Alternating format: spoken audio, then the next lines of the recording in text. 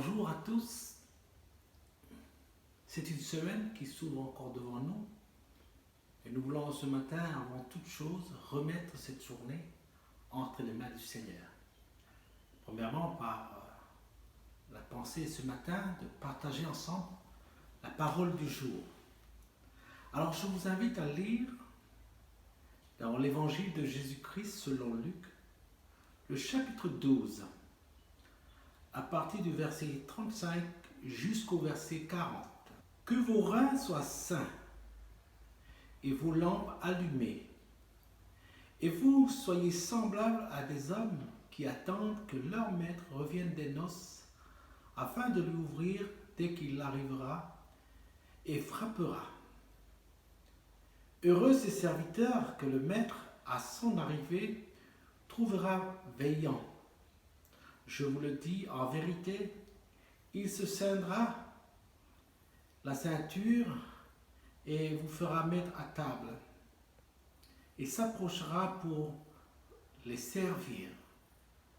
Qu'il arrive à la deuxième ou la troisième veille, heureux ces serviteurs s'il les trouve veillants.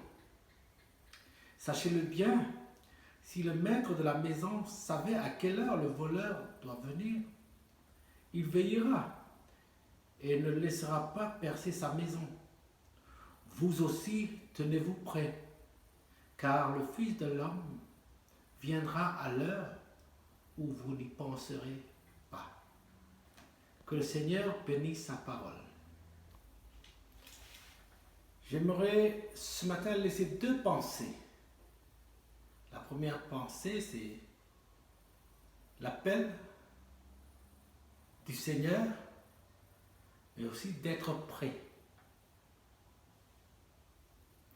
La première pensée ce matin, c'est d'être prêt.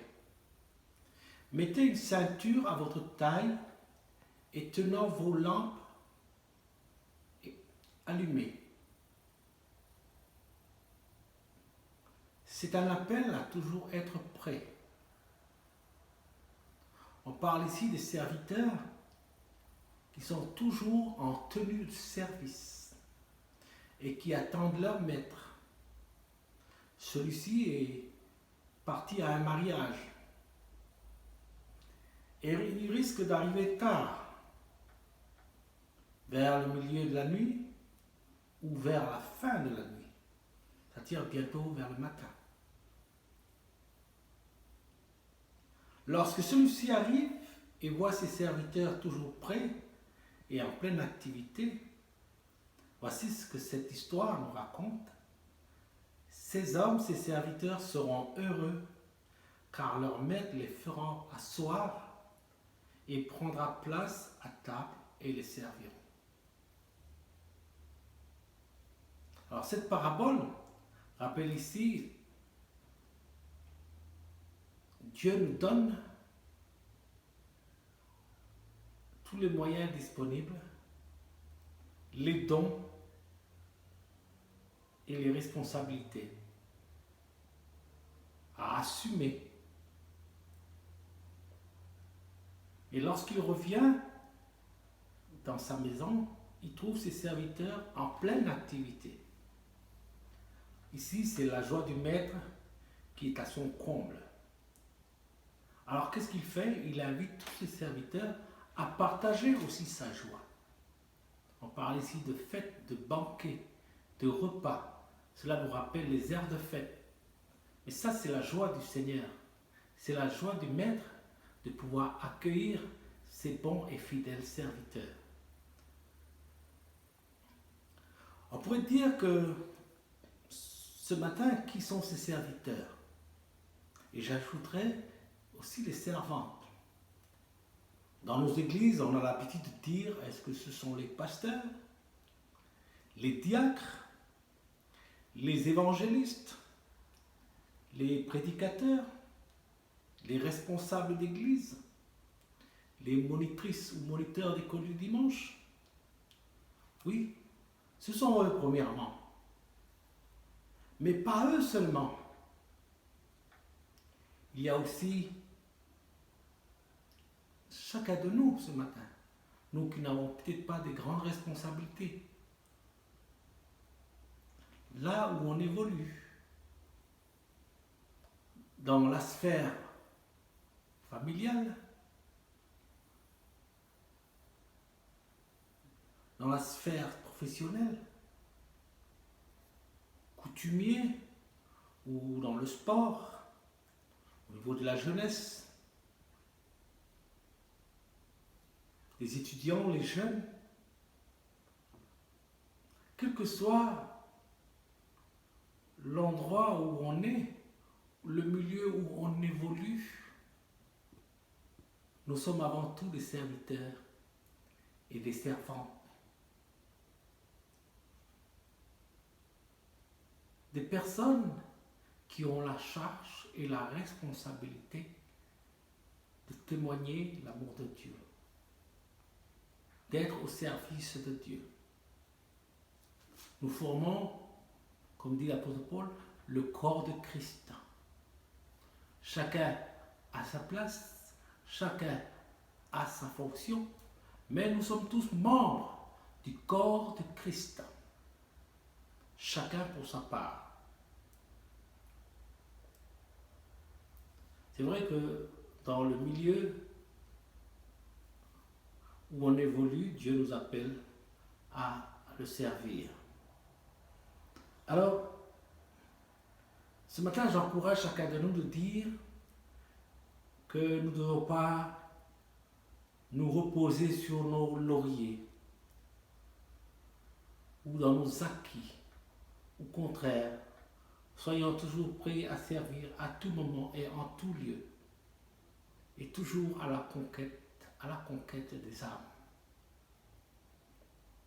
Dieu nous confie son œuvre, et son œuvre est entre nos mains. Jésus dit qu'à chaque fois que vous le faites à l'un de ses plus petits, c'est à moi que vous le faites. C'est cela servir Dieu. Servir Dieu à travers son prochain. La deuxième pensée, c'est: est-ce que tu es prêt à l'appel du Seigneur, lorsque le Seigneur t'appelle? Est-ce que tu es prêt à le recevoir? Il peut arriver vers la fin de la nuit ou au milieu de la nuit. Jésus dit ici cette comparaison comme un voleur. Lorsqu'il entre, il ne prévient pas. Il entre comme un voleur, sans que personne ne le sache. Alors c'est comme cela aussi l'arrivée du Seigneur. Lorsque Jésus reviendra dans toute sa gloire, toi, est-ce que tu es prêt? As-tu reçu son appel?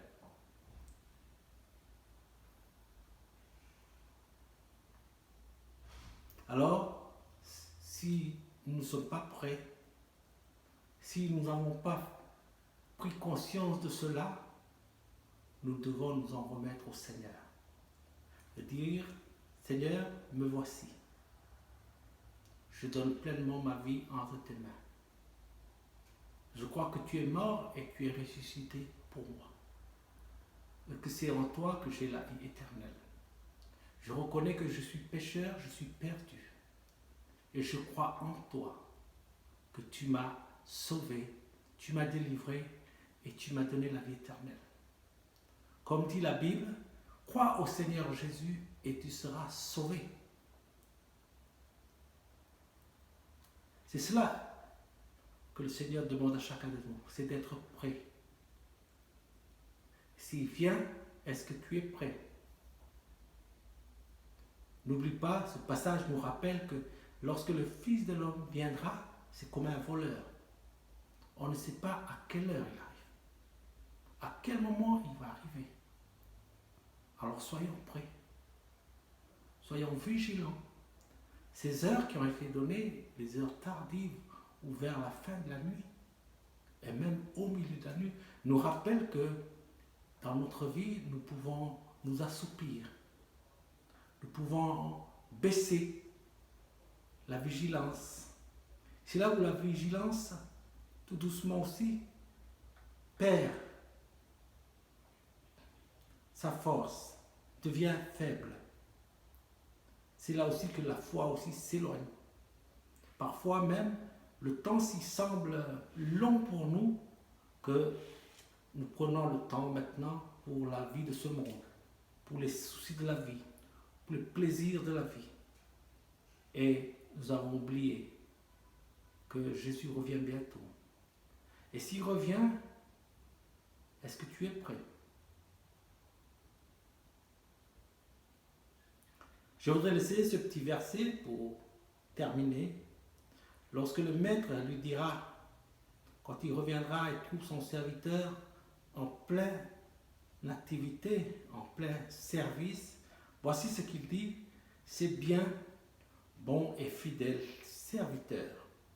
Tu as été fidèle en peu de choses, je te confierai beaucoup. Entre dans la joie de ton maître. Matthieu 25, le verset 23. Amen. Que le Seigneur nous bénisse.